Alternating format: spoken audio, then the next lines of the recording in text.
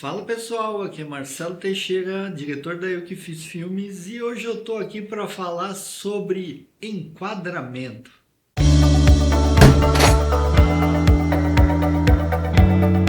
Eu já tinha ideia de falar sobre esse assunto há um tempo. Eu venho assistindo muitos filmes nacionais, internacionais, todo tipo de filme e principalmente produções locais. E é justamente nessas produções locais de pessoas que estão começando ou que já têm até um tempo de filmagem que eu venho percebendo o problema do enquadramento. O enquadramento nada é mais do que um trabalho do diretor de fotografia. Sim, o diretor de fotografia é que pensa nessa parte. O diretor também, mas o diretor de fotografia é que vai dar o emocional para aquela cena e vai sugerir qual é a melhor posição para uma câmera. Só que assim, eu sei que muita gente fala em se quebrar a regra porque eu já conheço a regra. E a regra que em geral se usa é a regra dos terços. A gente já vai falar sobre isso, tá? Só que eu vejo que na realidade a pessoa não conhece a regra, então ela não sabe quebrar a regra. Existem várias regras que você pode seguir durante o enquadramento. Tem a regra dos terços, que divide o espaço em 3 partes em cima, 3 partes laterais, 3 por 3, como vocês estão vendo aí. Existe a regra que pode dividir a cena simplesmente com uma linha horizontal, uma linha vertical, com uma linha na diagonal. Tem ainda a regra de ouro, que é aquela que o pessoal associa a Leonardo da Vinci. Gente, não importa qual regra que você está usando, você tem que compreender como ela funciona. Na real, quando você pensa nessa regra dos terços, que é essa que você está vendo, em geral as pessoas associam que você deve colocar o seu objetivo ou o principal destaque nessas linhas ou nos pontos onde elas se cruzam. Não é bem isso que essa regra diz, tá? As pessoas têm essa mania de seguir isso, mas não é bem isso. Na realidade, a gente está falando de ocupação do quadro. Quando se fala em composição, a gente fala de ocupação, de duplicação, de variação de tamanho e tem mais algumas regrinhas básicas que vêm da área de design, pintura, desenho e até mesmo da fotografia. Mas basicamente elas foram criadas há muito tempo e são usadas às vezes instintivamente por muitos artistas.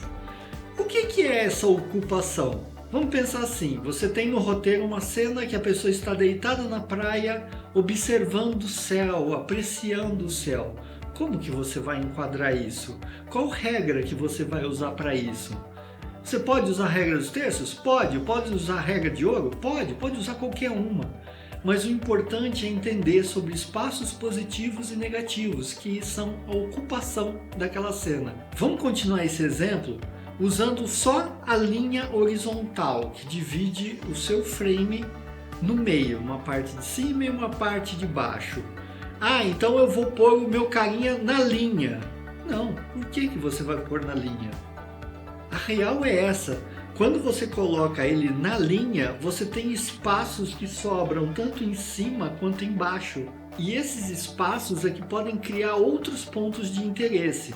Por exemplo, se você colocar ele aqui e conseguir de alguma forma para baixo ter a areia e para cima você ter o céu, você está fazendo uma composição boa. Mas o que você quer dizer com essa composição? Grande chave.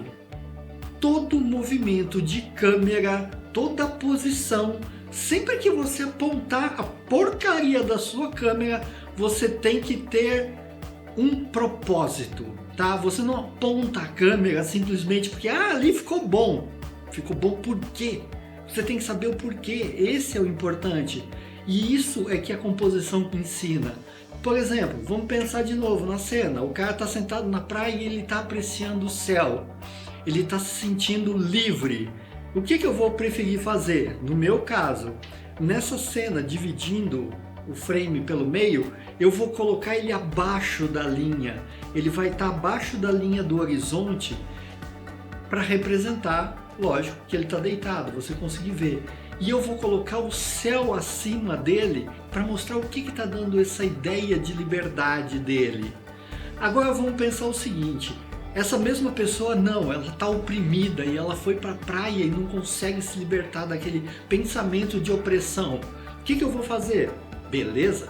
eu não tenho o frame aqui dividido no meio, eu vou colocar ela acima, presa aqui no topo. O topo, a câmera trava ela aqui e ela continua oprimida. E aí eu mostro toda a areia que tem por trás, fazendo pressão com ela para cima. É como se você encaixotasse essa pessoa. E a ideia é mais ou menos isso. Você tem que entender onde colocar o seu foco baseado em ocupação de espaço. A regra dos terços, por exemplo, ela mostra pra gente não as linhas exatas, mas ela mostra blocos onde a gente pode ocupar. Por exemplo, você tem duas pessoas dialogando e elas estão de certa forma distantes uma da outra, não distantes fisicamente, mas distantes psicologicamente. A gente pode colocar uma nessa área e a outra nessa área. E você tem esse vão no meio que vai causar um incômodo. É lógico que você vai ter que tomar cuidado com o que você vai colocar no cenário no meio, porque senão isso pode trazer uma proximidade, ou você pode colocar no fundo, tem um brasão com uma espada, e isso pode dar mais a ideia de briga entre essas duas pessoas. Então a composição é importante e ela é baseada nesses blocos e não nas linhas apenas. Você quer seguir a bobeirinha? Eu vou pôr na linha, vou pôr no pontinho. Pode seguir, mas não, é em relação ao bloco. Esses blocos é que vão compor a imagem para você. Então você tem que perceber, por exemplo, eu vou fazer a pessoa só no cantinho aqui. Por que você está pondo essa pessoa só nesse cantinho? Qual é a ideia? O que tem ao redor que você precisa mostrar? Você tem que ter um propósito. Uma pessoa que está se sentindo diminuída, perdida, ou até mesmo o sentimento de liberdade, dependendo de como você põe ela no cantinho, é o que você vai expressar. Isso depende da composição do resto do frame. Não basta você só colocar a pessoa ali por achar que ela vai ser diminuída daquele jeito. O resto da imagem pode compor o cenário todo e a emoção da cena, que é o que você quer passar. É uma emoção, é aquele negócio. Mostre, não fale. Agora, se eu ponho uma pessoa maior aqui, uma pessoa menor aqui, a gente já está trabalhando com escalas. Elas podem estar conversando, podem ter um diálogo em que essa pessoa maior talvez esteja se destacando ou tentando oprimir aquela que está menor ali no quadro. Tenta pensar sempre em bloquinhos. Eu vou colocar aqui esses blocos para vocês entenderem que tem a ocupação em cima, no meio, embaixo, enviesada, de qualquer forma. E não importa qual o formato que você vai usar de divisão do frame. Se você enviesar aqui, você vai ter que conseguir ocupar aqui esse espaço como, vamos dizer assim, positivo e esse negativo. Algumas pessoas, para conseguir ver essa composição de uma forma melhor, elas pegam o frame e colocam em preto e branco, para ver onde tem as áreas mais claras e mais escuras, para ver se existe um equilíbrio entre isso.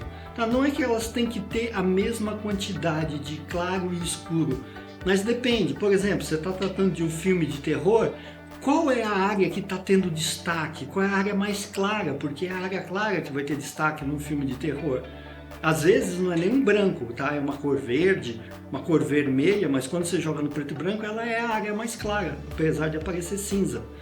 E isso é super importante. Essa composição tem que direcionar a visão do espectador. Sempre lembrando, por que você dá um objetivo para sua câmera? Porque elas são os olhos do seu espectador. Então o seu espectador olha para aquela cena em busca de um motivo, de uma emoção, de algo que está acontecendo. Então a cena tem que ser muito bem planejada. Sei que muitas vezes a gente não tem condição de chegar ali, planejar, fazer o storyboard, tem que ser muito rápido, mas com o tempo, com prática, você acaba acostumando com esse tipo de enquadramento, variando aqui, variando ali, às vezes até mesmo sem ter essas linhas no seu monitor, você já consegue visualizar, porque você pensa, olha, essa pessoa está aqui, está sobrando isso aqui. Entende? Por exemplo, se eu for muito para o lado, eu vou sobrar um espaço gigantesco aqui. Vai ter alguma coisa aqui? Não. Então para que eu estou aqui? Entende? Aqui eu estou centralizado porque eu estou falando com vocês. Então eu estou falando diretamente com vocês. Se eu tivesse mais de lado, ia dar mais uma impressão mais de telejornal. Mas eu estando de frente, como se eu estivesse diretamente encarando vocês. Então pensem nisso.